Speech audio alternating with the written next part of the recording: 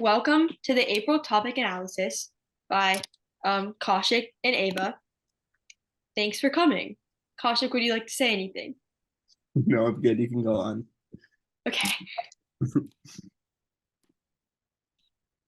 Um, your coaches. So there's me. I'm currently a sophomore at Dreyfoos School of the Arts, and I bidded to Silver TOC this year, and I've been to Nats before. That's like, I don't know. There's not really any like a lot more to say. Um, and also my partner Zija helped a lot, so his name is at the bottom because he contributed. Hi guys, I'm Kaushik. I've qualified to Gold TOC for 2 years now, and I've accumulated, I think, 7 bids over the last 2 years on the national circuit. Perfect. Okay, so just a quick lesson overview of what we're going to be doing in today's lecture and what we're going to be covering. So first, we're going to do a analysis on the resolution itself. Then we're going to go over some background knowledge that might be helpful in round.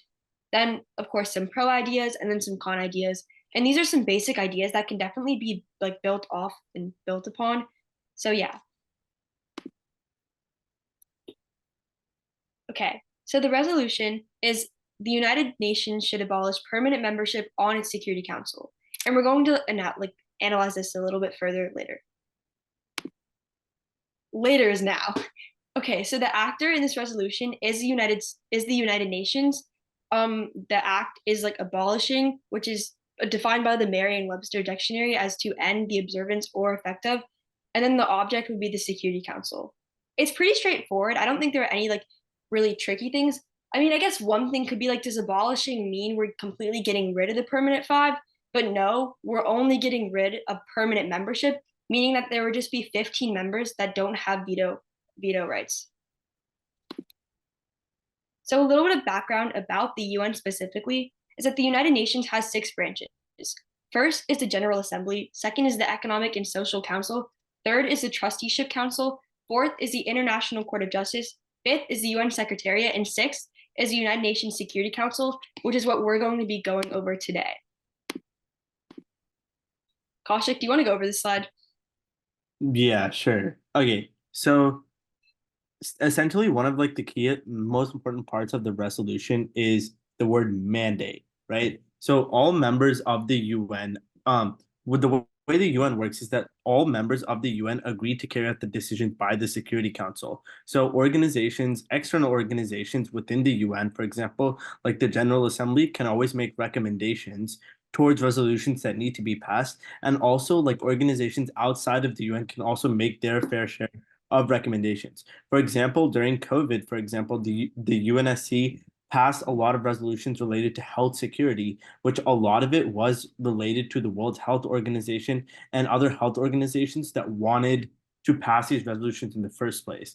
But the Security Council was like the final step in making sure that those resolutions were passed and ensured that they were able to be passed, able to be implemented to ensure they were able to be carried out by the countries through sending aid or any other form of other any other mechanism of the UNSC operating.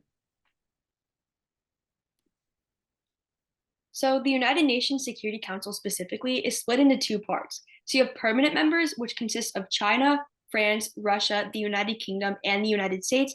And then you have the non-permanent members. So how that works is that the permanent members are always on the council and they have the final say for all resolutions, which we'll get to in the next slide. But for now, for non-permanent members, they serve 2-year terms and are elected by the General Assembly. So this kind of ties into what Kaushik was just saying about how all of the other areas of the UN like very much contribute to the Security Council, but the Security Council has that ultimate say. But there is a way for these non-permanent members to get more representation and more say, and that's through presidency. So what happens is the United Nations Security Council has every month a president, and basically that country gets to set the agenda, which allows them to focus on resolutions that specifically pertain to like them or interests that they have. So this means that they have a little bit more say, but again, it rotates monthly, so all of the members get to like do this. Veto power. So this is what sets the permanent five apart from all the other 10 members and really gives them the ultimate say in what happens.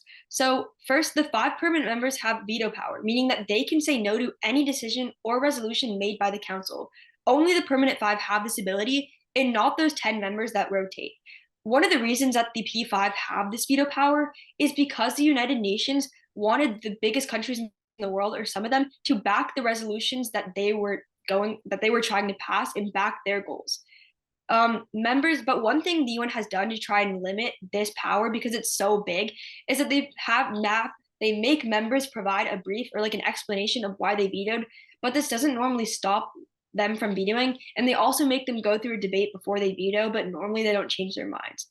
So each member of the Security Council, absent the P5, have one vote. And so in order for a resolution to pass, there has to be a certain number of affirmative votes. It's 9 for a resolution to pass.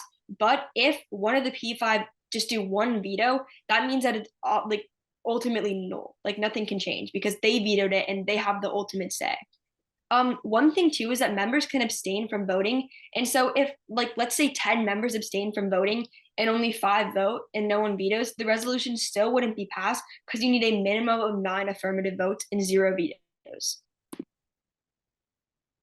Also, Kaushik, just tell me like what slides you want to do like going forward, because I kind of forgot which ones. Okay, yeah. So I kind of went over this earlier, and so did Kaushik a little, but let's talk about past presidents. So the United Nations has understood how big and how powerful veto power is, and they've done stuff to try and limit it. So just a couple of empirics. As of August 2023, Russia and the USSR combined have used veto 125 times, which is why there are a bunch of photos of Putin on the veto side, because Russia has used it the most. The US has used it 82 times. The UK has used it 29 times, China 17, and France 16. So the General Assembly adopted a resolution mandating a debate when a veto is cast in the Security Council to try and stop the amount of vetoes that were passing, because a lot of these vetoes were being used in self-interest, which wasn't really the goal of the council, right? The goal of the council was to try and protect the security of like the world itself and safety and like instill peace. But when you veto for your own self-interest, that can prevent that. Oh wait, a couple things. Let me just go back for a second. Is that the UNSC mandate and charter says a bunch of stuff that like the Security Council is on top, and so it basically says that they have ultimate power, but at the same time it also limits their power. So be very careful when you hear an argument about like democracy, because again the charter has limits, and democracy is not in any of like or is not in like any of the things that they talk about, right? So their goal is maintaining peace and security, and it doesn't really mention democracy.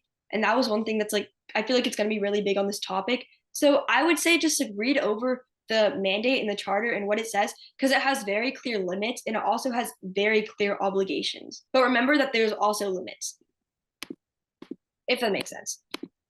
Okay, ideas. So on the affirmative, we're going to be talking about human rights, and there's a couple of different parts to this: conflict and the representation, and then on the neg, Russian backlash, the status quo, and then power backing. In all of these arguments you can build off, these are just general ideas. Okay, human rights. So the permanent 5 use their veto to block vital resolutions that can help. So for example, let's just look to like Ukraine, right? There have been multiple resolutions about providing aid to Ukraine and also to prevent Russia from coming and like pursuing the conflict. But because Russia has veto power, they're going to veto, and they have vetoed anything that directly harms them. So if we're trying to create resolutions to help Ukraine, they veto this because it just negatively affects them. This is really bad because there are a lot of human rights issues that goes on. We can look to more. So like you can look to like China vetoing resolutions to try and hurt Guatemala because Guatemala has close trade ties with Taiwan. So they're ultimately trying to hurt Taiwan. So these are vetoes that are in self-interest that ultimately harm human rights, because conflict continues to happen when we can't pass these resolutions that A, provide humanitarian aid, or B, try and prevent conflict. So this can lead to a lot of deaths. Again, like one very common example has been with Ukraine. Another example is there was conflict with Russia and the US over resolutions with Syria. So this can impact a ton of lives. And then also, this means that the P5 continue to commit human rights violations, which is directly against the rules of the UN, but they have veto power and they're not going to get kicked out because they can veto any resolutions trying to kick them out because they're the P5. So like Russia has committed a ton of human rights violations, so has China, but we can't really do anything about it Because if we try and get rid of them, they can just veto that.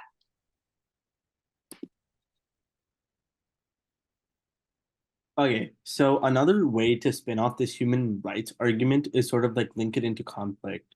So, for example, this is one that I recently read about is really linking it into genocide, which is I'd say a pretty good argument on the way. Is saying something like you can do it overall or something specific like this. So right now the genocide in Myanmar is like actively growing worse now. And specifically this is because like UNSC like resolutions like absolutely suck. Like the resolutions like miss sanctions, they don't have arms embargoes or anything to like there's nothing to like overall limit the amount of power scope that the rebels in Myanmar have and how the Rohingya group is continuously being genocided. So, and also even like outside of that, it's also that the UNSC is split on the issue. China and Russia are on one side, the US, France, and the UK are on the other side because China and Russia don't want to get too heavily involved in the region, while US, France, and the UK see it as a symbol of democracy and sort of need to sort of involve themselves as soon as possible to ensure that the country doesn't fall over and rebels all over the world don't actually go on and take more they don't go on and take more of the actual problem. And like obviously the impact of this is just mass death and displacement that comes off of um decades of people being kicked out of their homes and being discriminated upon.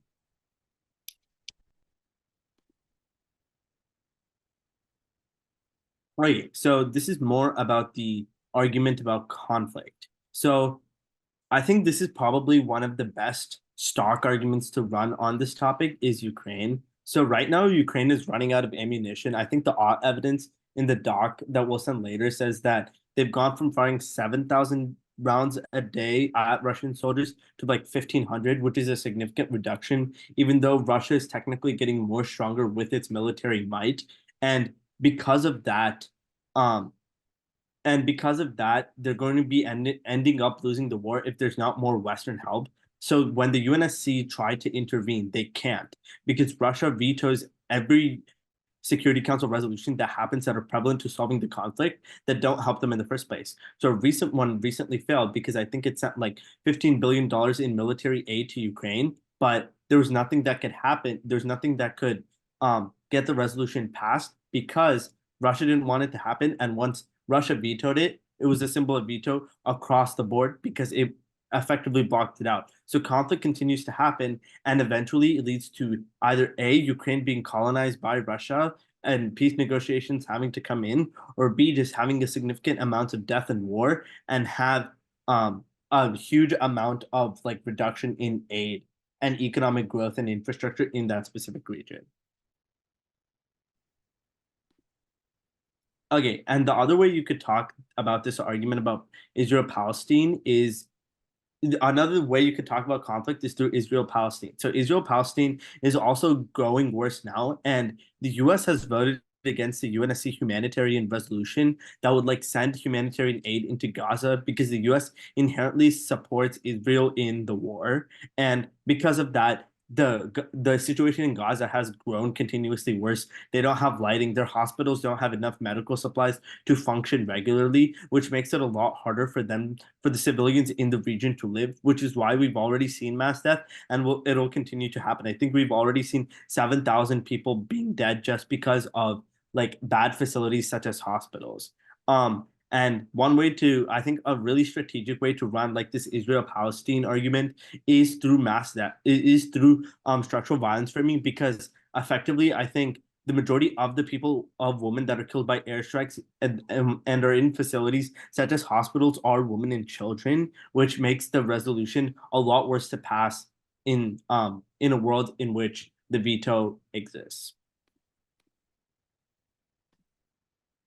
Um, so this is about the representation argument. So the UNSC only intervenes in like situations that are in dire need. So a specific resolution that happens is Africa because Africa is so underdeveloped, doesn't have a lot of the necessities that it needs to combat the modern world.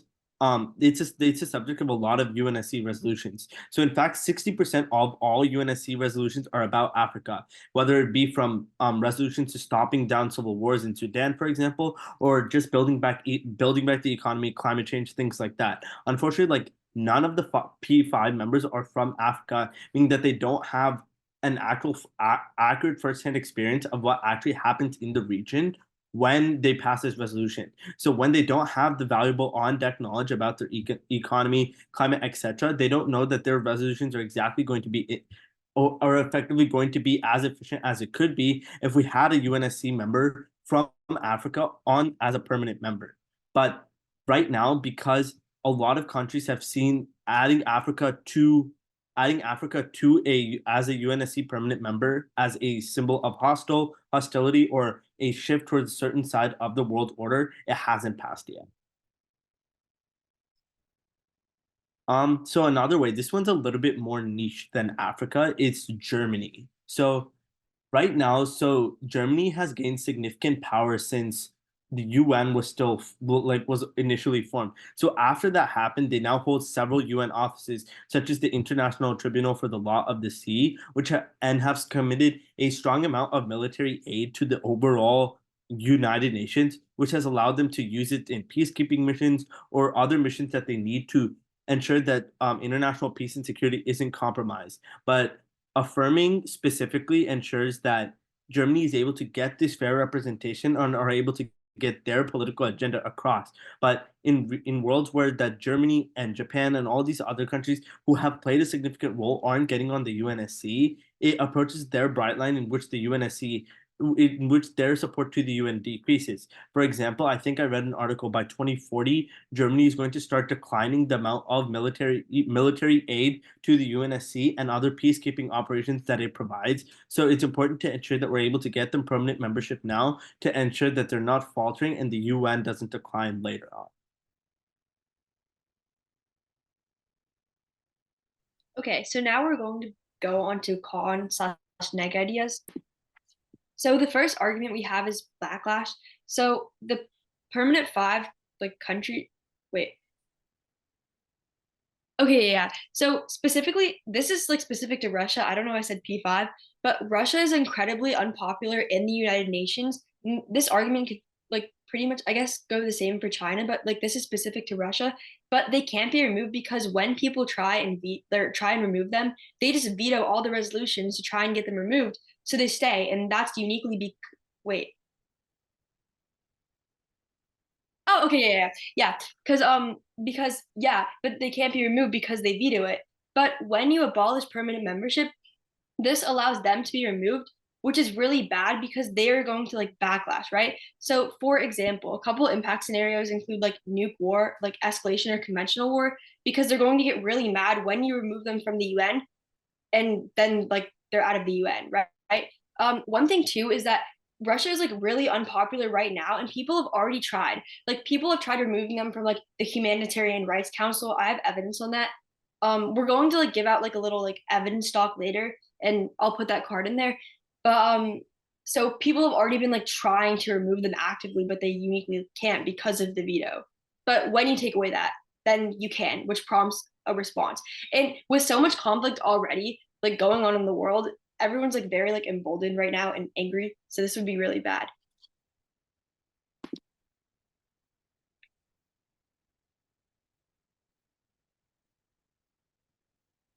Okay, so another big argument about the on the neg about this argument, it's honestly if you win the flip in any PF round on this topic, I think it's probably better to choose AF, especially on the lay, just because it's so much more true than the neg. So another argument that's recently been like talked about in the PF community is just that the status quo is working now. So the UN after like during COVID, obviously they were in the middle of like a blockade. Like they weren't able to pass resolutions as efficiently because they didn't have the opportunity to um meet and convene as efficiently as they would in person. But last year alone, they had 50 resolutions passed. So this passed everything from resolutions stopping civil war in Niger, for example, to climate change initiatives in West Asia to ensure that they're able to be solved back. But a lot of teams, I think, are going to probably run this as sort of an overview to short circuit any sort of AF impact. So, for example, if let's say, for example, if you were to run this against a Ukraine argument, saying something like, "Oh, this doesn't matter. The UNSC permanent membership doesn't matter because the UN passed a resolution anyways to condemn Russia for the Ukrainian war." But the thing about resolutions like that is the problem with that is obviously it's not as effective as it's going to be in a world in which the UNSC permanent membership disappears. So it's often a cautionary argument to run, but if you especially want to short circuit an argument, it's a pretty effective way to do that, just running out of the top of the case and really go forward to stopping a lot of offense coming off the AF ground. Okay, I so the feel like final you'll, oh, sorry. I You're feel good. like you'd usually win the cross app on the status quo is working right now if you're AF though, right? If you're AF or if you're neg. If you're AF, you probably win the cross app. Like if they say like the UN is like it's working right now in the status quo, you could just like point to the human rights abuses and that usually outweighs, right? Yeah, so like I mean, I guess it technically would depend. It's all based off of your like contention. So like if you were to run something like human rights, like Myanmar, for example, you can definitely just point out your uniqueness evidence that says like, oh, this many people are continuously dying, and that should be enough. But like the important thing with running those types of arguments is just to make sure like the general trend isn't against you, like making sure that it's not like decreasing steadily over the few years, if anything, increasing, or at the very worst, just staying constant. Okay, gotcha. Yeah. Okay, so the last argument we're going to be going over today is power backing. So the veto power again was designed by the United Nations to make sure that all the major powers support the resolutions. This is really important because the UN enforces a lot of their resolutions and a lot of their policies through the P5. So like they can impose sanctions on countries, and if like it's very necessary, they can impose force when there's a threat to international peace and security. And the P5 have like the greatest militaries, they have the best economies, and they have a lot of power. So if someone imposes sanctions, like the United States imposes sanctions on someone, it's a lot more impactful than a smaller UN country. So they want to make sure that these big countries support what they're trying to pass to make sure that they have like their resources essentially. So when you affirm, you get rid of the veto, which is really bad. Like in our two internal links here are like the permanent five are unlikely to fund the UN without a veto because they're not gaining anything out of it. The UN could be passing policies that directly hurt them, so they're not going to want to contribute because they're just going to have the same status as everyone else, meaning that they can't prevent these policies from being passed. Another thing too is that they're unlikely to give their military power, which means that the UN is going to have a lot less effectiveness, right? They're not really going to be able to enforce their policies anymore if they don't have funding, A, and B, if they don't have any military power, because that's used when necessary. Um, and this means that the UN is really not going to have much importance if it can't really achieve anything. So that's the whole power backing argument. So those are all the arguments that we curated for today. But if anyone like has any questions, please feel free to unmute and ask anything.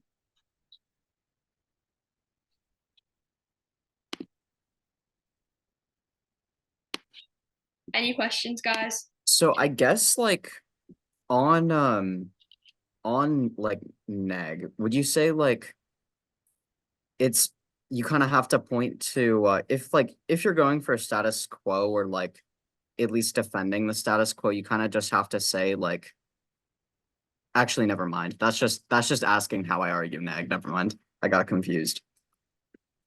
Okay. Anyone else?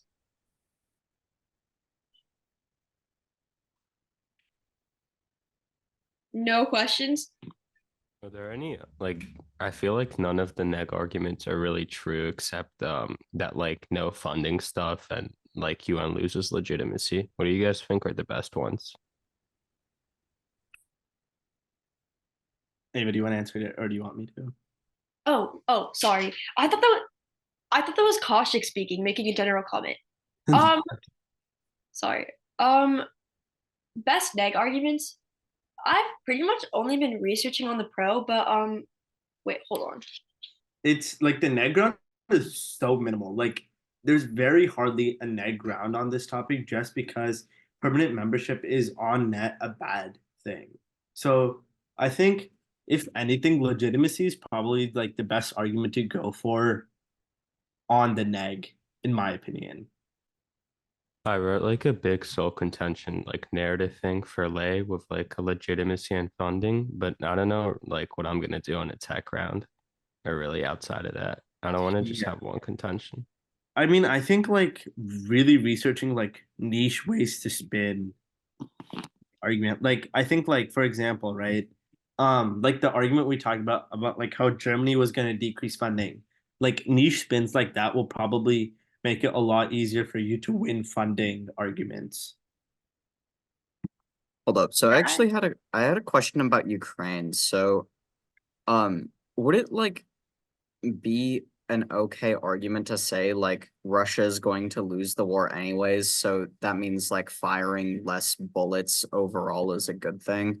Or that like not be the best argument? Because like I Oh. just kind of I'm kind of trying to just come up with something that works, but like it doesn't sound like completely solid. So I was just wondering what you guys thought Okay, about that. you could definitely make that response, but I don't think it is the best just because it's not factually as true. Because like every like piece of like recent metric of the war says that Ukraine is going to lose if the US doesn't intervene, just because they're running out of supplies. They don't have the infrastructure to like continue anyways. Even though like Russia's running out, there's always like overextensions of their military that they can do that Ukraine doesn't Okay, have the ability to do. gotcha. one thing too, going back to like the neg arguments, I'm looking through my blocks right now because I genuinely cannot think of anything good. I feel like retaliation is going to be like pretty stock on this topic. I don't know if it's necessarily going to be great, but it is like an okay argument, I think.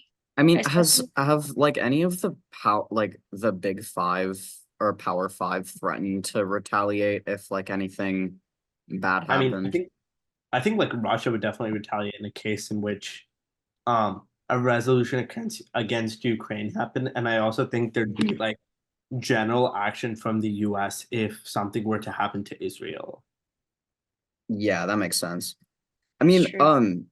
the United States, they abstained in the last vote, right? I think so, For- yeah. yeah. Wait, I thought the US, I'm not quite sure, but I thought the US like passed a ceasefire resolution like 3 days ago or something. The US didn't pass it. The United States abstained. Oh, okay, okay. Okay. Also, one thing too about like the Ukraine argument, just going back to that real quick, there are so many spin-offs you can do for that argument that make it like a lot more niche. Like there's like a power grid spin-off. Like I know there's like so many spin-offs. So I think like for the affirmative, there's so much like AF ground, but like I think really looking into that would be good because there are like a ton of different arguments you can take from that link. So Okay. like generally the side to pick is AF though. I think so. I also think it's like better Okay. for the lays because it's not like we're abolishing the UNSC altogether. We're just abolishing the P5, who arguably have too much power. Yeah. I actually don't know what I'm going to do for con. That's Siege's problem. Um, does anyone else have questions? Um, so yeah, so the retaliation argument, this is like answering the question in the chat. So the retaliation argument is something like um Russia, like it would be something like if you were to apply it to Ukraine, is like getting off permanent membership means that like you and all these like the Ukrainian resolution still passes means like Russia will probably take action, whether like cutting off natural gas and oil to like the third world. Something like that will probably cause mass amounts of suffering, which will cause like sanctions and things like that to disappear because the US and other countries need to negotiate. It could also lead to like them trying to take over in other regions like the Baltics, for example, which could push for another like escalation and eventually lead to some sort of conventional war and potentially nuclear war as well.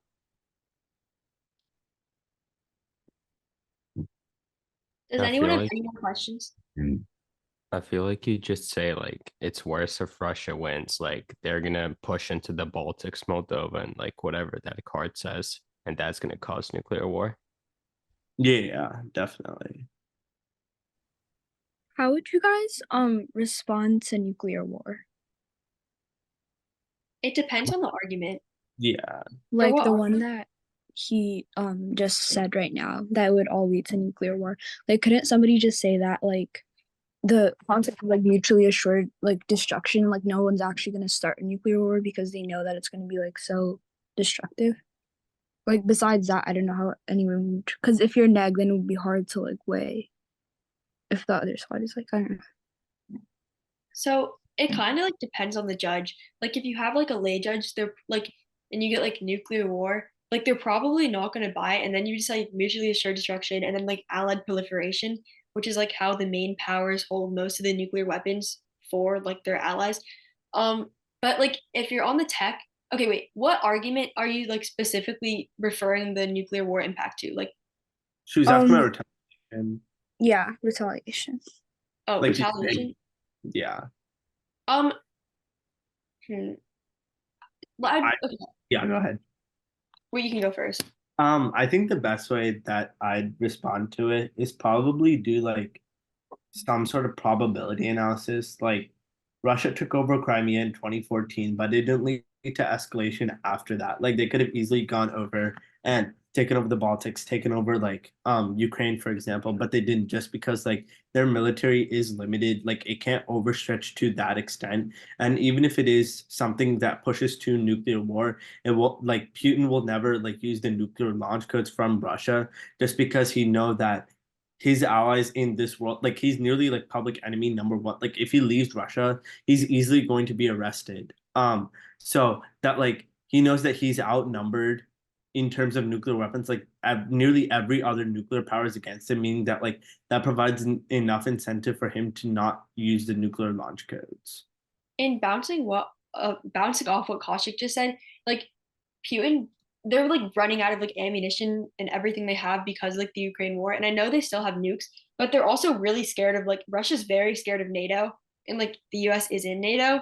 And so if they were to like theoretically like backlash and like nuke the US or something, like they probably wouldn't do it because that means they have a bunch like pretty much like verbatim what Kaushik just said, but it's like throwing NATO in there, is that like they'd have so many other powers. So Putin's like he's irrational, but he's also calculated.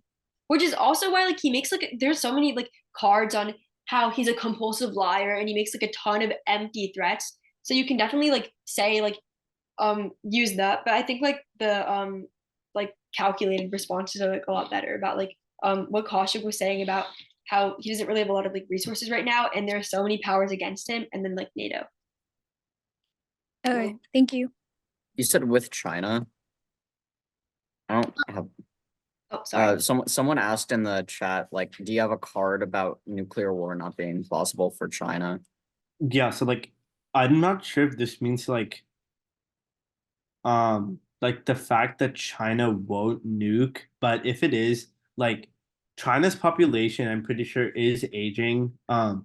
Xi doesn't have a lot of like political capital to use the nuclear launch codes right now, anyways, just because his economy is in free fall. Let me make sure. Wait, China. Yeah.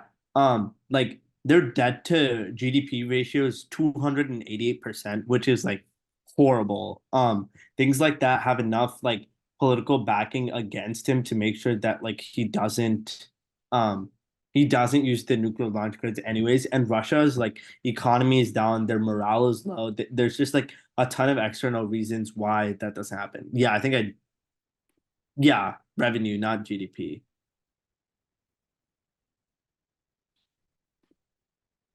Okay, are there any more questions? Also, if you have one, like you can also like I'm typing in the chat's like fine, but like if you want, you can also just like unmute. Yeah. Wait, how would they actually implement the ban? Like, couldn't they just like veto it again so that they don't abolish the permanent members? Like, how would that work? The ban for what? Sorry. Like the resolution, like how would it even be? Oh, I don't know. so you just like take the app at like the app has its ground, right? The resolution like says that like the United Nations would like get rid of the P5 and like their veto privileges. So you just like take it at that ground. Like if not, like if for every resolution you argued that like, or someone argued that like, oh, that the resolution is not even going to happen, then there's no ground at all. So like the resolution is what it says. So you're saying as or debating as like what would happen if the resolution was in place. Okay, so you can't argue for like implementation. No, because Okay. then there would never be any ground for like one Yeah. side. I mean, I guess like this is also like a super vague part of the resolution, and I think it honestly just depends on how the ground turns off from round to round. But I definitely think like it's easy for you to determine it if you read some sort of specific scenario. Okay, because if not, we'll go to the last slide, which is the plug, which is a slide that Nick is making us do. So it's very important that we get to it. But you guys can still ask questions later if you need it or like have any. Okay, yeah. So equality in forensics is really cool and you should definitely join. We have a really cool Discord community and there's a lot of resources and other lectures like this, but for other events too.